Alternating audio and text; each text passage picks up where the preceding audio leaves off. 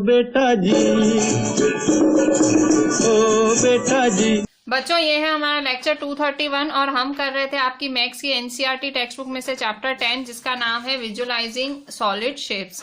सो visualising solid shapes में हम कर रहे थे एक्सरसाइज 10.2 हमारी कंप्लीट हो गई थी लास्ट लेक्चर में। सो हम अभी एक्सरसाइज 10.3 करेंगे। सो एक्सरसाइज 10.3 करने से पहले कुछ चीजें हैं जो आपको पता होनी चाहिए। मे बी नहीं, आपने 7th स्टैंडर्ड में सीखा है ऑलरेडी। सो एक्सरसाइज 10.3 करने से पहले हम समझेंगे फेसिस, एजिस और वर्टाइसिस।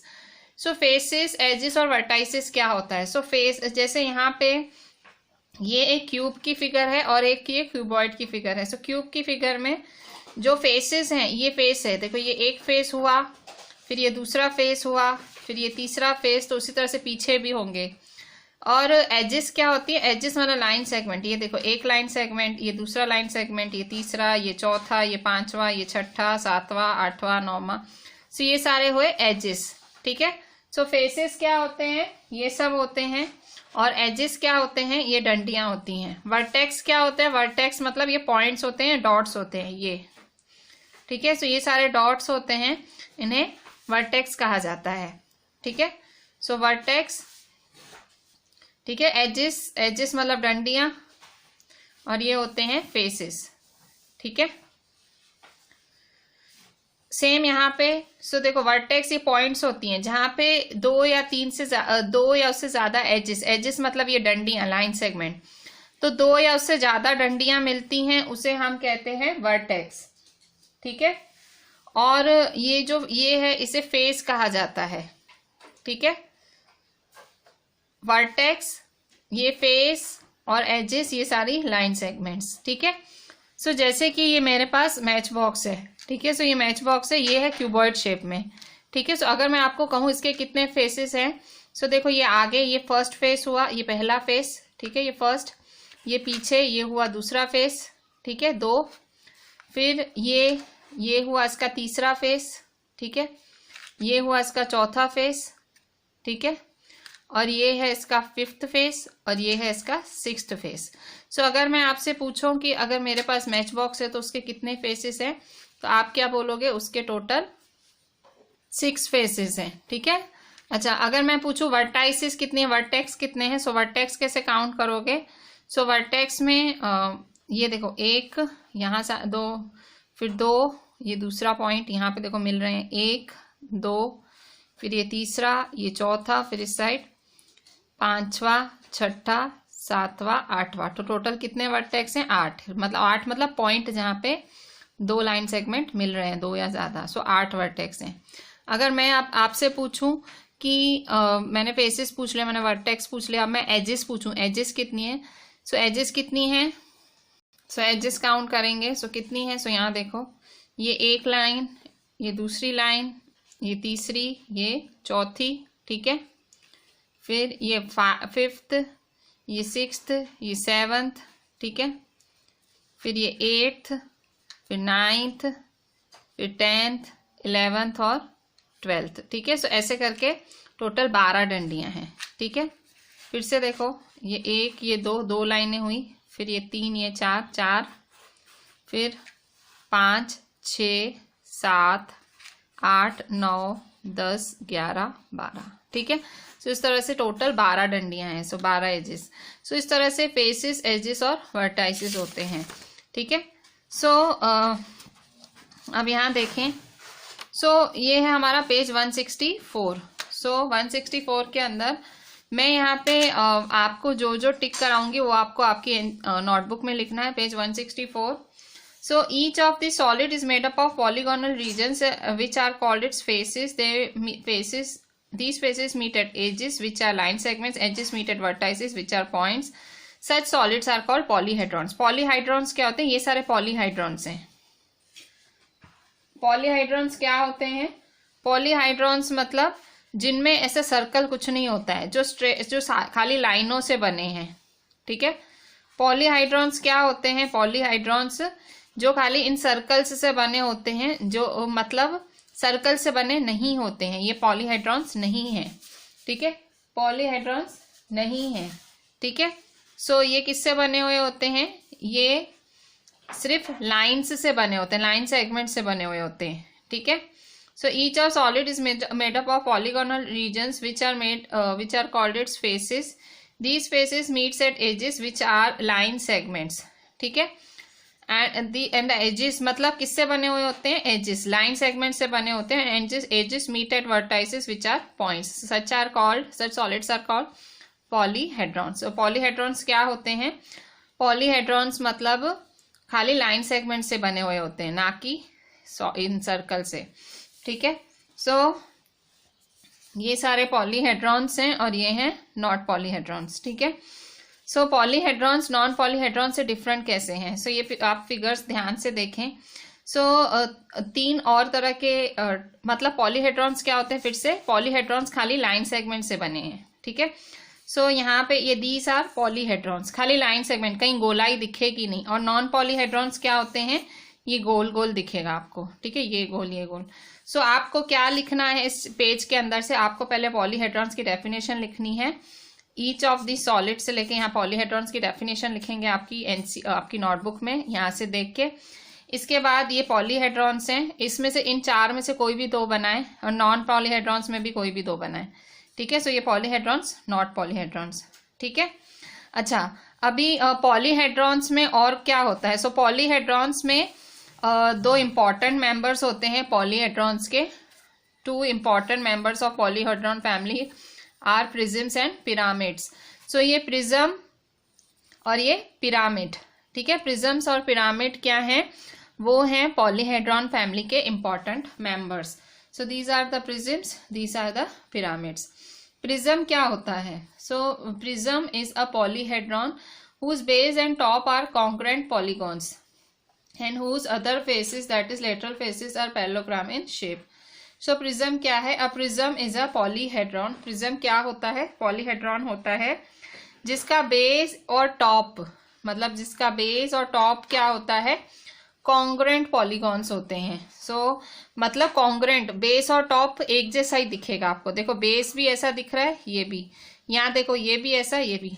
सो प्रिज्म क्या होता है, प्रिज्म एक ऐसा पॉलीहेड्रॉन होता है जिसका बेस और टॉप एक जैसा दिखता है, are congruent polygons, and whose other faces, that is lateral faces, are parallelogram in shape. और इसके जो बाकी होते हैं वो पैरेललोग्राम होते हैं। सो देखो ये भी पैरेललोग्राम है, ये पैरेललोग्राम है, ये पैरेललोग्राम, ये पैरेललोग्राम। सो उसके बाकी फेसेस पैरेललोग्राम होते हैं और जो ऊपर और नीचे वो सेम होता है, ठीक है। Whose other faces that is are parallelogram in shape. तो प्रिज्म ये होता है, प्रिज्म क्या है, पॉलीहेड्रॉन ही है। और पिरामिड भी एक पॉलीहेड्रॉन है। अब उसकी क्या खासियत है, a pyramid is a polyhedron whose base is a polygon. और पिरामिड क्या होता है, जिसका बेस पॉलीगॉन होता है। पॉलीगॉन मतलब ट्रायंगल भी हो सकता है, क्वाड्रिलेटरल भी हो सकता है, पेंटागन, कुछ भी हो सकता है। सो यहाँ देखो 1 2 3 4, सो यहाँ देखो 4 वाला क्वाड्रिलेटरल है, या 3 ट्रायंगल है। So pyramid is a polyhedron whose base is a polygon, यहाँ नीचे पॉलीगॉन है, and whose lateral faces are triangles with a common vertex. और ऊपर जो इसका लेटरल वर्टेक्स, लेटरल मतलब जो साइड में होता है वो क्या होता है, आर ट्रायंगल्स, साइड में ट्रायंगल बनाता है। ये देखो जैसे ये एक ट्रायंगल बनाया, ये कॉमन वर्टेक्स, ये दूसरा ट्रायंगल बनाया, यहाँ कॉमन वर्टेक्स, सेम यहाँ ट्रायंगल बनाया, यहाँ कॉमन वर्टेक्स, यहाँ ट्रायंगल बनाया, यहाँ कॉमन वर्टेक्स, ठीक है। So pyramid is a polyhedron whose base is a polygon and whose lateral faces are triangles with a common vertex, ठीक है। सो ये हुआ पिरामिड, ठीक है। प्रिज्म्स और पिरामिड्स कौन होते हैं, पॉलीहेड्रॉन फैमिली को ही, मतलब पॉलीहेड्रॉन के ही मेंबर हैं, पॉलीहेड्रॉन ही होते हैं, दोनों लाइन सेगमेंट से बने होते हैं। प्रिज्म का में क्या है, उनका बेस और उनका टॉप एक जैसा होता है, और उनके जो लेटरल होते हैं वो पैरेललोग्राम शेप में होते हैं। पिरामिड्स में क्या होता है, पिरामिड्स में भी उनका जो बेस होता है वो होता है पॉलीगॉन होता है, एंड उसका टॉप होता है वर्टेक्स, मतलब उनका उनके जो एडजेसेंट फेसेस होते हैं वो ट्रायंगल शेप में होते हैं, ठीक है। सो इस तरह से ये हुआ आपका प्रिज्म, ये हुआ पिरामिड। बच्चों इन प्रिज्म्स और पिरामिड्स के नाम कैसे रखे जाते हैं? जैसे मैंने कहा ये प्रिज्म है, ये प्रिज्म है, ये पिरामिड है, ये पिरामिड, तो इतना पता लग गया प्रिज्म्स कौन होते हैं। प्रिज्म वो होते हैं जिनका टॉप और बॉटम सेम हो और उनका एडजेसेंट क्वाड्रिलेटरल हो, ठीक है, टॉप और बॉटम सेम हो और एडजेसेंट ऐसे क्वाड्रिलेटरल हो।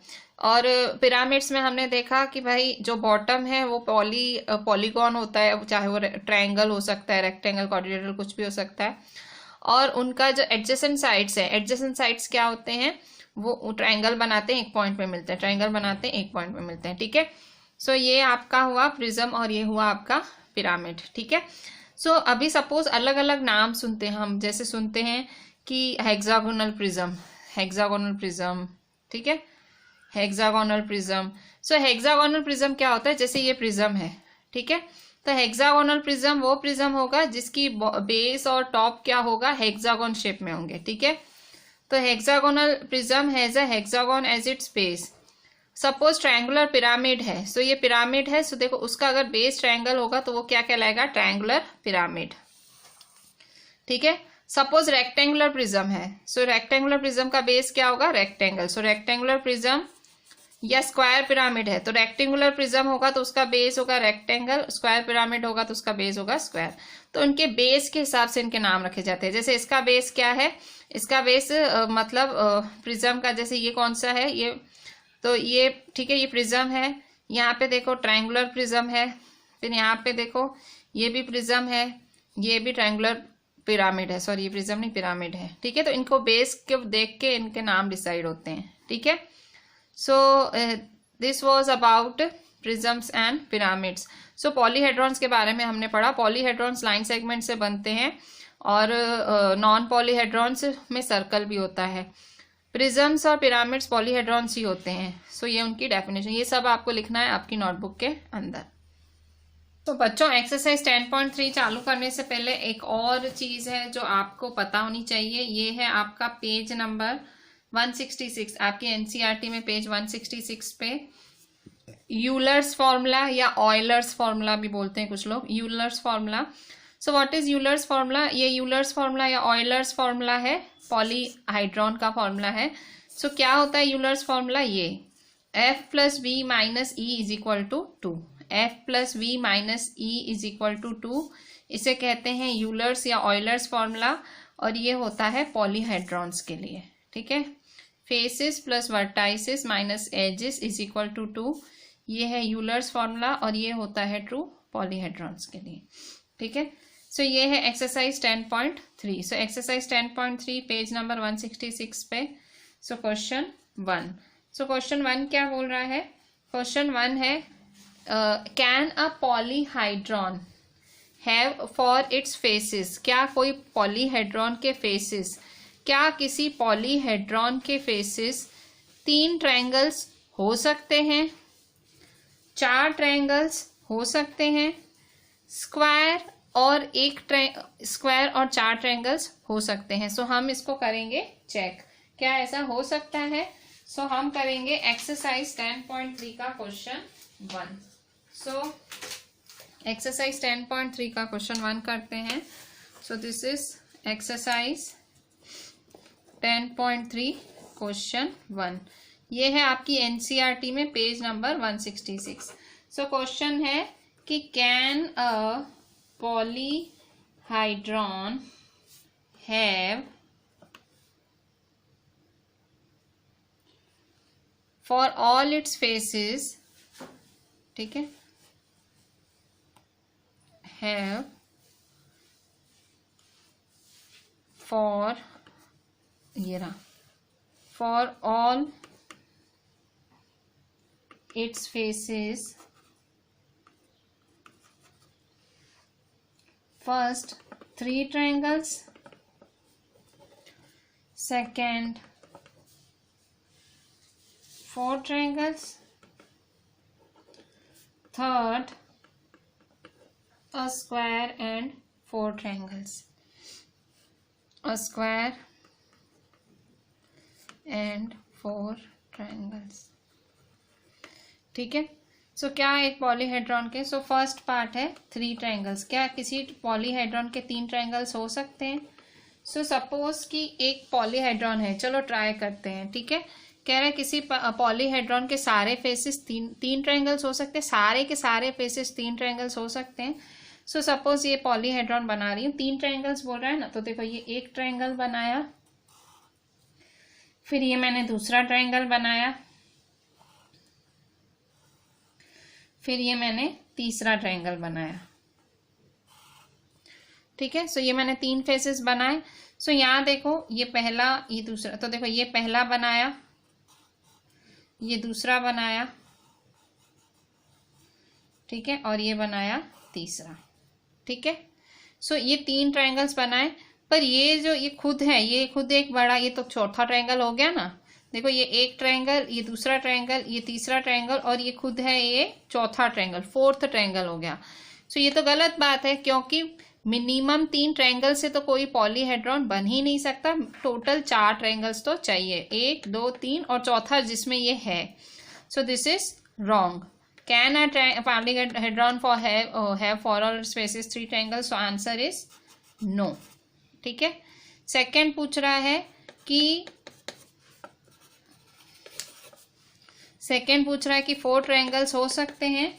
सो 4 ट्रायंगल्स का आंसर, सो यस, ये तो हमने दिखा है ना, 1 2 3 4, सो यस, ठीक है। थर्ड पूछ रहा है, थर्ड का answer a square and 4 triangles. तो देखो 4 ट्रायंगल्स बनाने हैं। सो देखो ये एक ट्रायंगल, ठीक है, ये दूसरा triangle,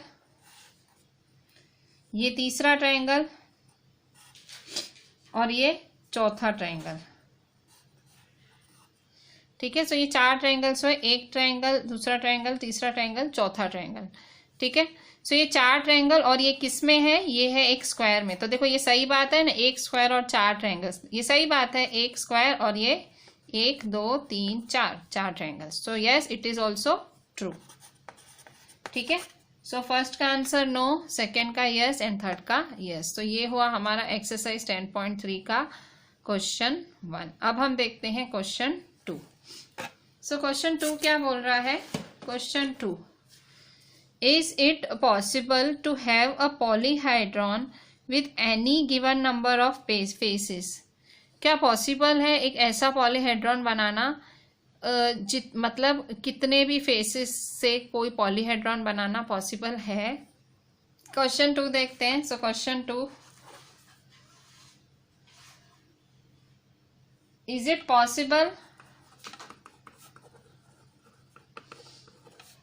to have a polyhedron with any number of given faces? Answer क्या बोल रहा है? क्या पॉसिबल है एक पॉलीहेड्रॉन होना? Is it possible to have a polyhedron? क्या एक पॉलीहेड्रॉन बनाना पॉसिबल है कितने भी फेसेस दिए हों? सो देखो, हाँ पॉसिबल है, पर एक चीज है, फेसेस 3 से ज्यादा होने चाहिए, मतलब 4 से ज्यादा होना चाहिए। जैसे देखो यहाँ पे 4 था, फिर एक स्क्वायर, ये 4, यहाँ 5 था, मतलब 4 से कम फेसेस नहीं होने चाहिए। कह रहा है पॉलीहेड्रॉन बनाना पॉसिबल है कितने भी फेसेस के साथ, तो क्या लिखोगे? Yes, it is possible. हाँ ये पॉसिबल है। इफ, पर कंडीशन क्या है? If number of faces is greater than और इक्वल टू 4, ठीक है।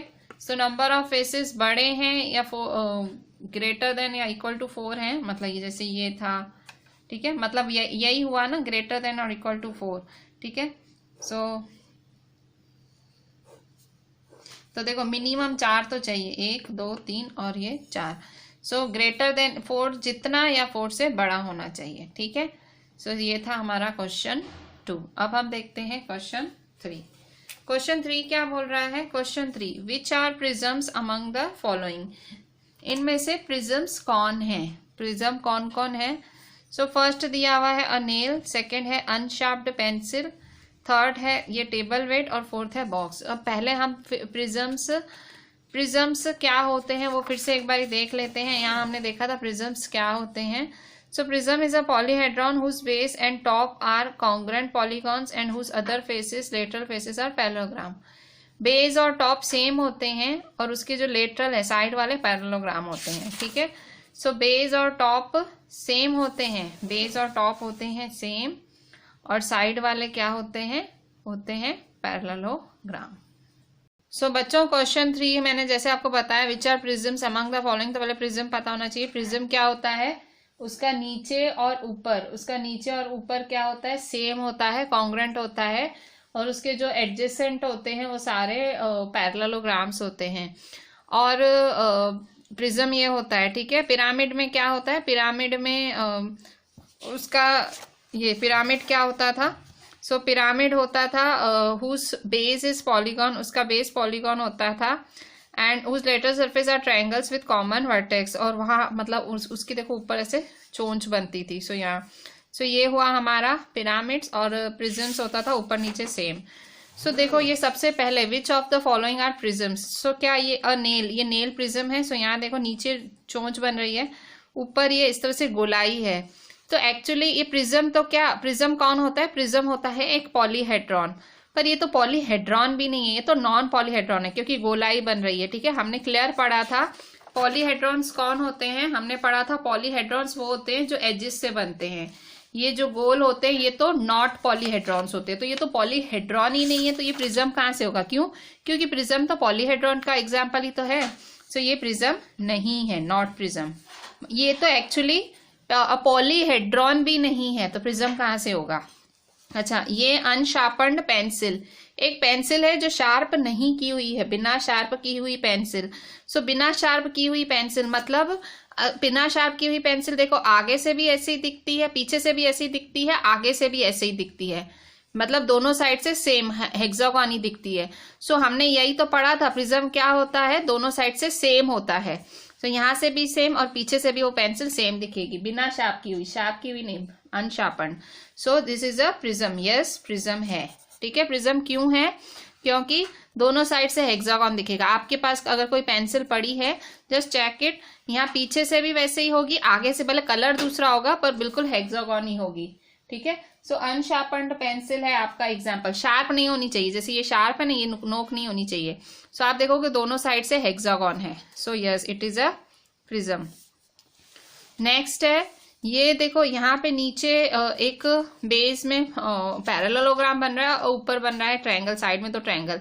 तो एक्चुअली ये पिरामिड की शेप है, ये प्रिज्म नहीं है, ये तो एक्चुअली पिरामिड है। इसने पूछा तो नहीं है, इसने उससे खाली पूछा ये प्रिज्म है कि नहीं है।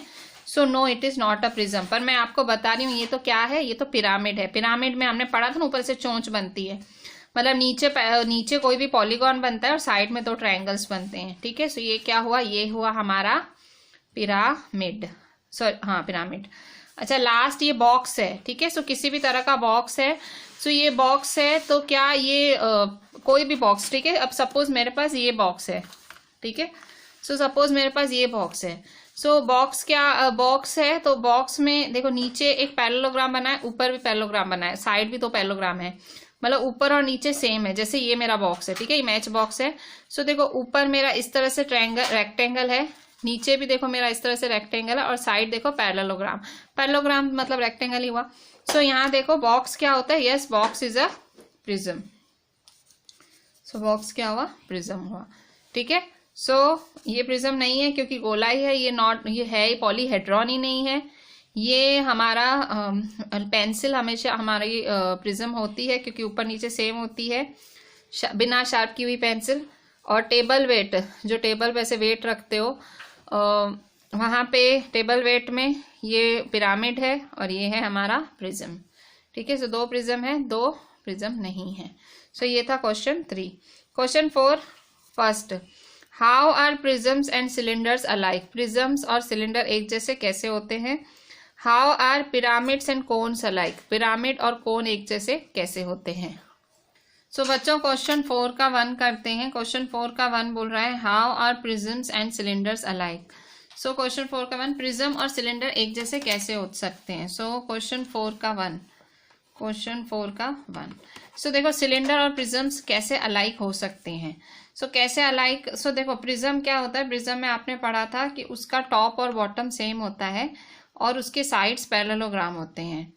और आपने सिलेंडर आपको पता है सिलेंडर शेप क्या होती है, ये होती है सिलेंडर शेप, इसे सिलेंडर शेप कहते हैं, ठीक है।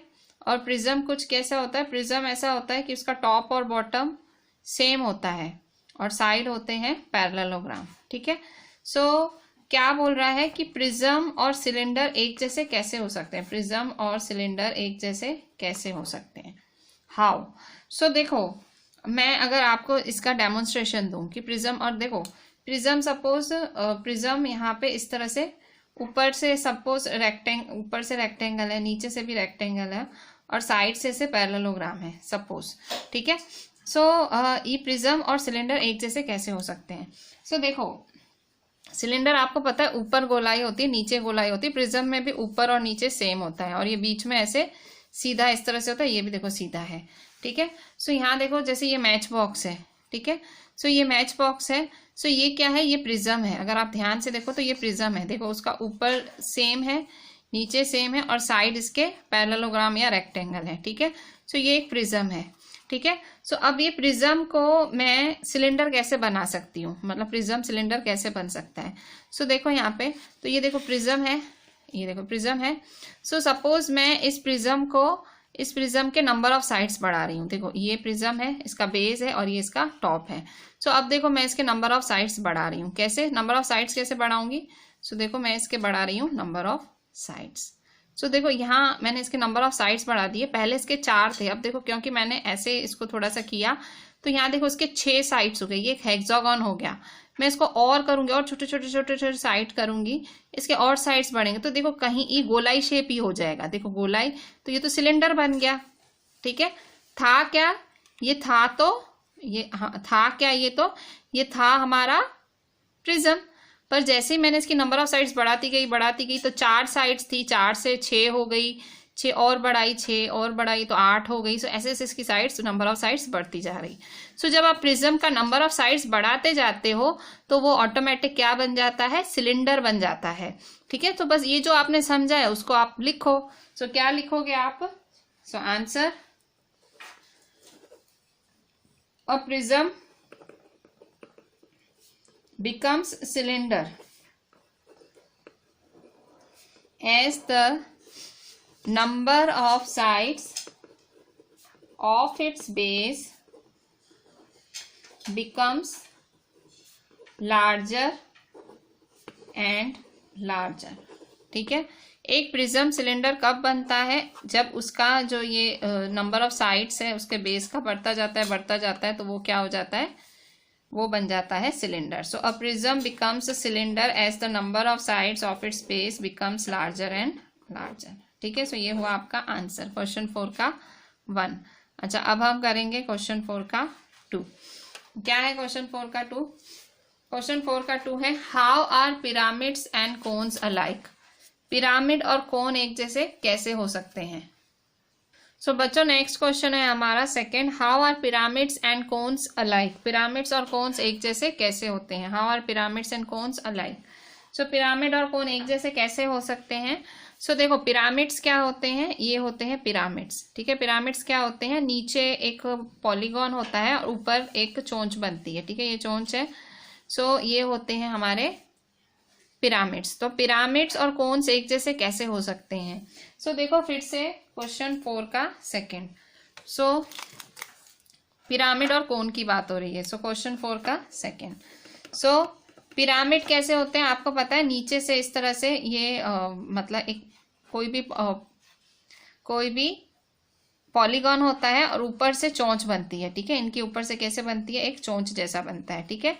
सो इस तरह से चोंच बनती है इनकी, ठीक है। सो सपोज ये पिरामिड है सपोज, ठीक है। सो ये अगर पिरामिड है, सो पिरामिड कोन कैसे बनेगा। सो कोन कैसा होता है, कोन इस तरह से होता है, ये कोन कहलाता है, ठीक है। आइसक्रीम कोन भी खाते हो आप, सो ये कोन होता है, ठीक है।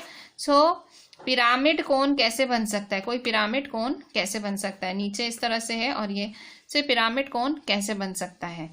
सो देखो इसमें भी ऐसे ही सेम लॉजिक है, यहाँ तो चलो पॉइंटेड है और नीचे ये इस तरह से ये बेस है, बेस कैसा है, ऐसा है।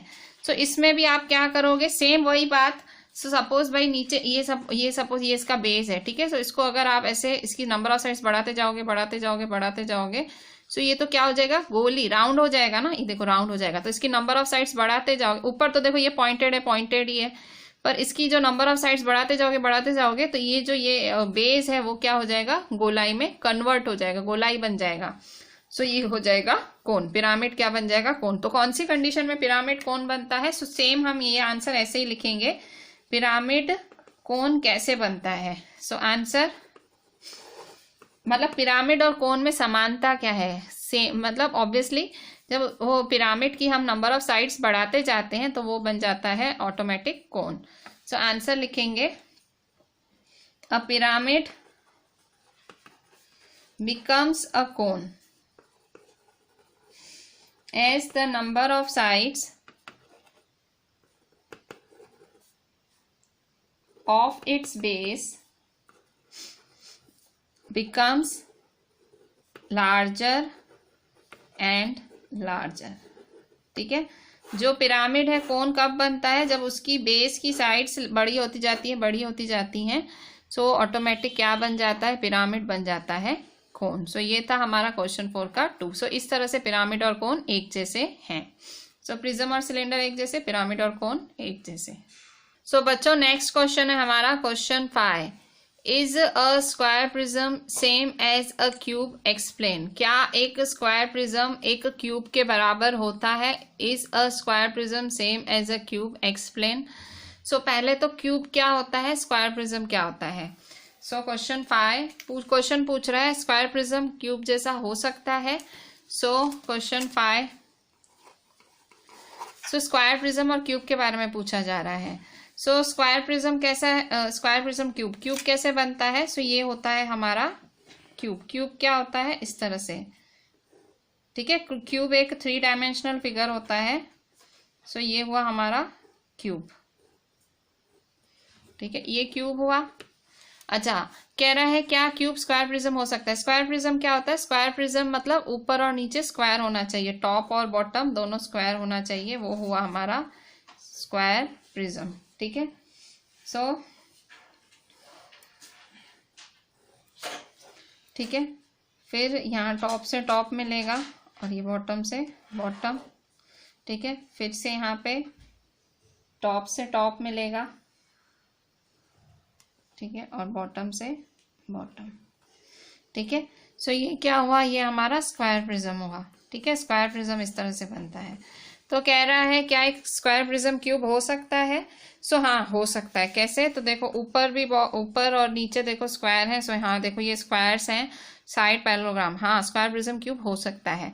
पर स्क्वायर प्रिज्म क्यूबॉइड भी हो सकता है। कह रहा है स्क्वायर प्रिज्म क्यूब हो सकता है, नहीं क्यूबॉइड भी हो सकता है, ठीक है। सो वो क्यूबॉइड भी हो सकता है। कैसे, सो अब क्यूबॉइड देखो, क्यूबॉइड में क्या होता है, क्यूबॉइड इस तरह से फिगर होती है आपकी, ठीक है। So this is the figure for cuboid. So यहाँ देखो, अगर आप यहाँ इसके साइड्स देखो, so this is same as square prism, ठीक है।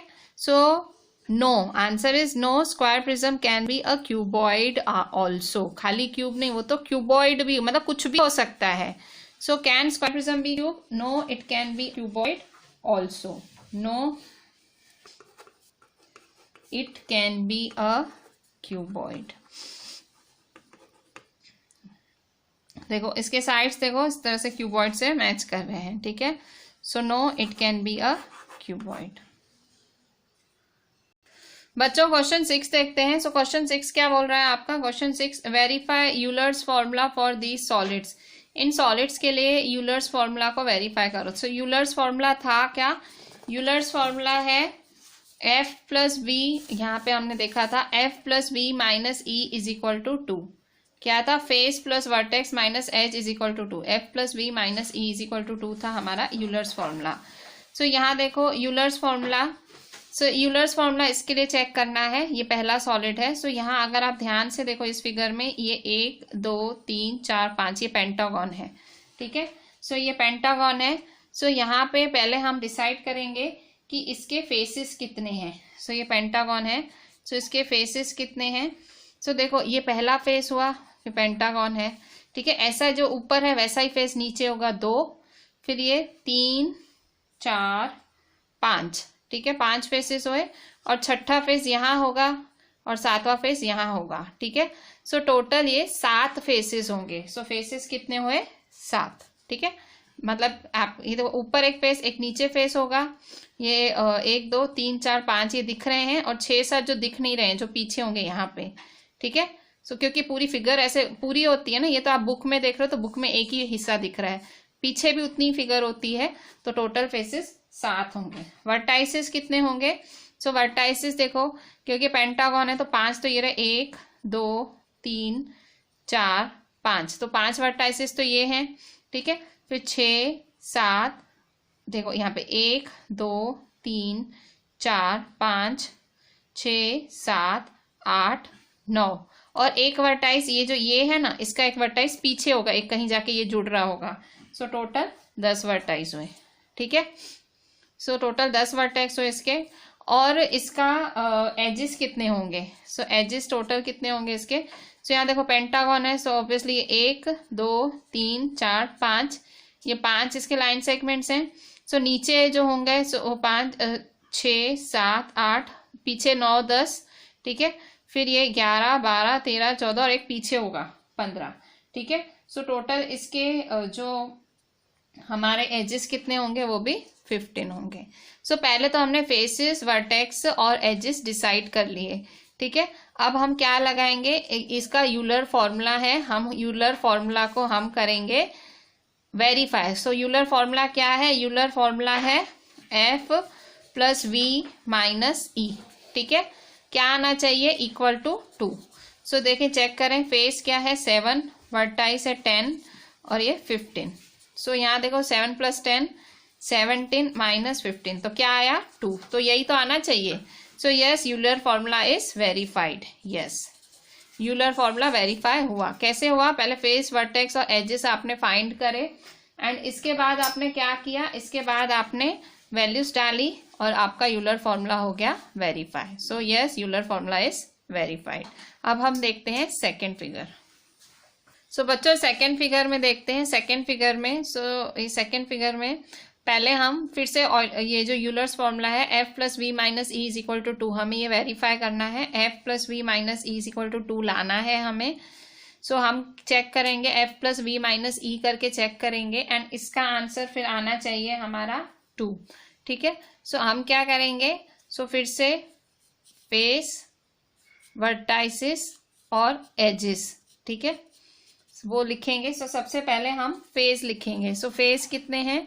सो फेस लिखेंगे, फेस काउंट करते हैं कितने हैं।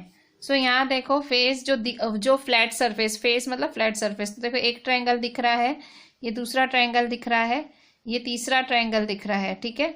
सो 1 1 2 3, ठीक है। और ये सारे ट्रायंगल एक और ट्रायंगल में, सो 4 ट्रायंगल दिखे, 4 ट्रायंगल हैं।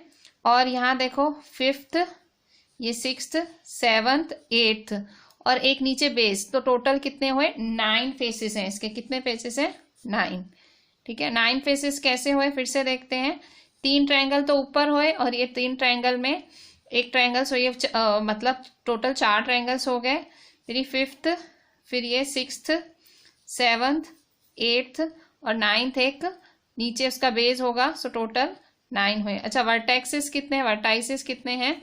सो वर्टाइसिस काउंट करते हैं। सो वर्टाइसिस मतलब कोने, ये 1 ये 2 ये 3 ये 4 ये 5 6 7 8 9, सो टोटल 9 हैं वर्टाइसिस, ठीक है। अच्छा, अब इसके एजेस कितने हैं? एजेस काउंट करते हैं। सो एजेस कितने होंगे? सो एजेस हैं हमारे जो डंडियां हैं, लाइंस हैं, सो ये एजेस है। तो यहाँ देखो 1 2 3 4, ये 4 खड़ी डंडियां हो गई 4। फिर इसके बाद ये 5 6 7 8, ठीक है, ये 8, ठीक है। फिर से ये 9 10 11 12, ठीक है। फिर ये 13 14 15 16, सो ये टोटल 16 डंडियां हैं हमारे पास। तो ई कितना आया? ई एजेस मतलब लाइन सेगमेंट, सो टोटल 16 हैं, ठीक है। सो अब हम हमारा यूलर्स फॉर्मूला चेक करते हैं। इसके साथ कैसे चेक करेंगे? सो यूलर्स फॉर्मूला को कैसे वेरीफाई करेंगे? F plus V minus E check करेंगे क्या आता है answer. So F plus V minus E check करो। सो एफ क्या है हमारा? एफ है हमारा 9, वी क्या है हमारा 9, माइनस एच क्या है हमारा 16। ठीक है, सो 18, 9 प्लस 9 18 होता है, माइनस 16। सो जब आपने 18 माइनस 16 किया तो आंसर क्या आया आपका? 2 आया। So yes, Euler formula is verified. तो यस, सो दोनों केसेस में यूलर फॉर्मूला वेरीफाई हुआ, इस पेंटागन वाले में भी और इसमें भी। सो दोनों शेप्स में आपका यूलर फॉर्मूला हुआ वेरीफाइड। ठीक है, so this is question 6 of your NCERT. So with this I am ending my today's lecture. Just do each and everything properly, write each and everything very properly, or do everything with full concentration and send me the entire work on WhatsApp. This is me, Rishika. I am requesting you to see the lecture with full concentration. Thank you.